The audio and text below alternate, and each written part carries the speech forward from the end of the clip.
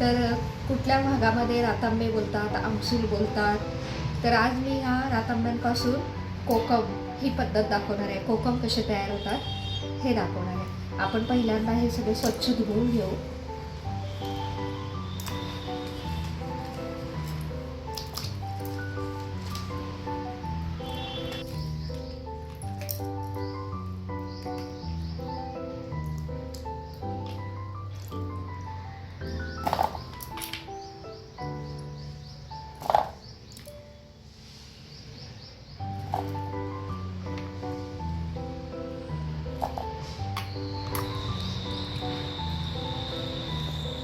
आता इथे आपण स्वच्छ धुवून घेतल्यानंतर त्याच्यावरचे हे जे देठ आहे ते काढून घ्यायचे आणि त्याचे पीसेस तयार करायचे.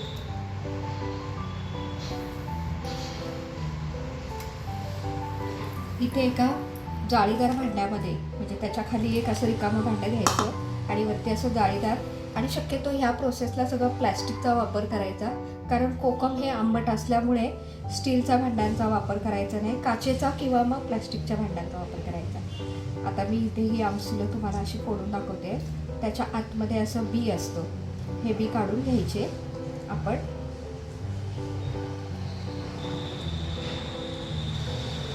त्यानंतर ह्याचे असे तुकडे काढून घ्यायचे.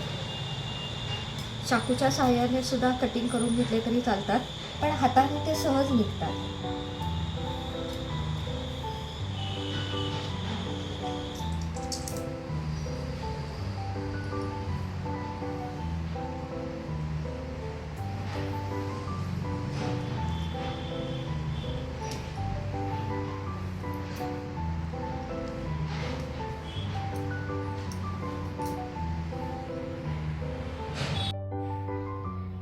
अशा प्रकारे मी इथे हे सगळे रातांबे असे सोलून घेतलेले आहेत. इथे बिया वेगळ्या केलेल्या आहेत, त्याच्यावरचे सालं इथे साईडला वेगवेगळे केलेले आहे. आता ह्या बियांमधून जो खाली रस गळतो हा पण आपण साठवून ठेवायचा. आता ह्याच्यामध्ये आपण ह्या बियांमध्ये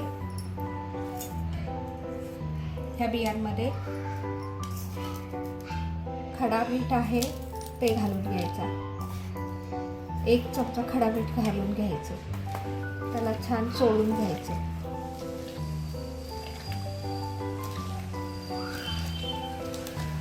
मीठ चोळून घेतल्यानंतर हे तसंच ठेवायचं.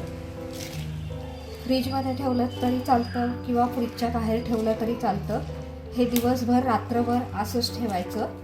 याला पाणी सुटून त्याचं खाली रस येईल. ह्या बियांमधून जेवढं काही राहिलेलं असेल ते रस सगळं खाली जमा होईल. ठीक आहे.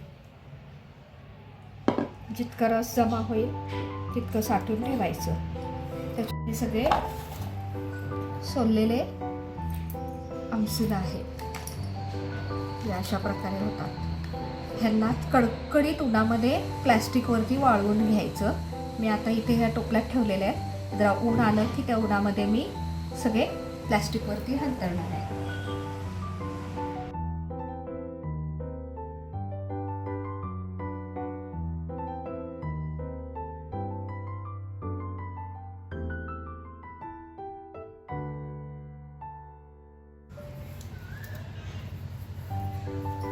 हे इथे मी सांगितल्याप्रमाणे ह्या बियांमधला रस ह्याच्यामध्ये साठला होता. तर त्या बियांमधल्या रसामध्ये 2 दिवस मी कडकडीत आमसूल वाळवून घेतले होते. ते मी काल रात्री इथे ह्या पाण्यामध्ये असे भिजत टाकले होते. 2 दिवस कडकडीत वाळवून घ्यायचे आणि मग एक रात्र पूर्ण ह्या पाण्यामध्ये असे डिप करून ठेवायचे. सगळे भिजवून ठेवायचे आमसूल. ते दुसऱ्या दिवशी सकाळी असे होतात, पूर्ण त्याच्यामध्ये पाण्यामध्ये त्या रसामध्ये मुरतात. मग ते असे दिसतात. किती छान कलर आलेला आहे बघा आपला. आता हे आपण पुन्हा उन्हामध्ये कडकडीत वाळवून घ्यायची.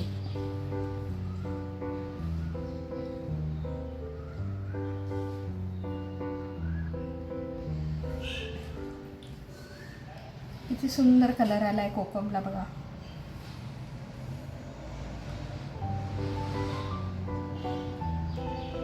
हे एका प्लॅस्टिकच्या कपड्यावर किंवा प्लॅस्टिकच्या प्लेटमध्ये सगळे एकसारखे ठेवून पुन्हा 2-3 ऊन लागून द्यायचे.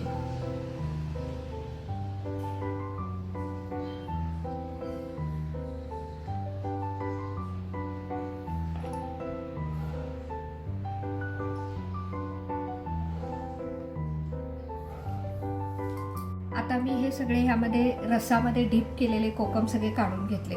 थोड्या वेळाने मी ते अजून लांब पसरवणार आहे प्लॅस्टिकवरती. आणि त्याच्यानंतर हे इथे एवढं कोकम सरबत जे निघालेलं आहे सार ते इतकं उरलेलं आहे. हे आपण पुन्हा तसंच झाकून ठेवायचं, कारण हे पुन्हा उन्हामध्ये 2 दिवस चांगले वाळून द्यायचे कडकडीत का पुन्हा हे आपल्याला ह्यामध्ये रात्रभर डीप करायचे. ही प्रोसेस आपल्याला 3 ते 4 वेळा करायची, म्हणजे आपले आमसूल एकदम छान रसामध्ये बनतात. मग ते खाण्यायोग्य, जेवणात वापरण्यायोग्य होतात. हे इथे मी आमसूल बघा पुन्हा वाळून घेतलेले आहेत. हे कोकम हे असे एकदम उन्हामध्ये कडकडीत झालेले आहे. मी पहिल्या पद्धतीने सांगितलेलं होतं ना, जसं की एकदम कडकडीत वाळून घ्यायचे 3 ते 4 वेळा. ही माझी लास्ट प्रोसेस आहे. हे चौथ्यांदा मी आता वाळवून घेतलेले आहे. आणि हा जो रस आपण काढलेला होता बियांमधला, त्यामध्ये आता पुन्हा रात्रभर हे कोकम टाकून घ्यायचे.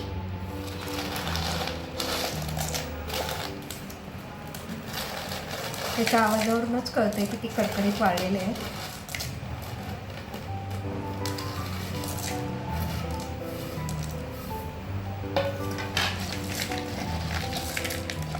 हे आता या रसात असे पुन्हा भिजवून घ्यायचे.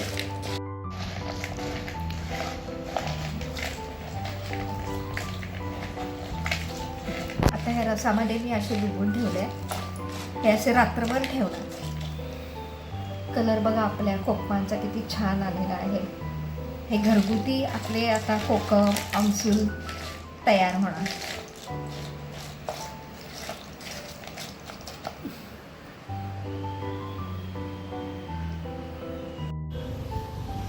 हे मी इथे आता त्या दिवशी दाखवल्याप्रमाणे रसामध्ये डुबून ठेवले होते हे कोकम. हे आपले आता असे झालेले आहेत. त्यात मी हे मोठे 2 चमचे मीठ घेतलेलं आहे, ते आपण टाकून घ्यायचं ह्याच्यामध्ये.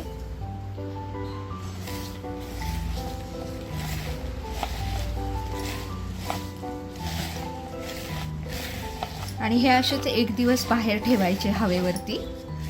उन्हात कडकडीत वाळवण्याची गरज नाही आहे आता.